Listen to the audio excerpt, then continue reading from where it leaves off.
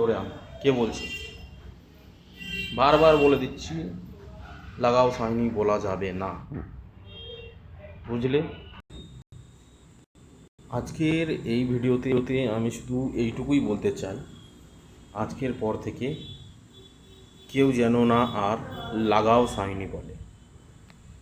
কেউ যদি ভুলবশত লাগাও সাইনি বলে ফেলে, তাহলে তার শাস্তি আছে। আজকের পর থেকে সবাই লাগাও অভিষেক বলাটা প্র্যাকটিস করে দাও।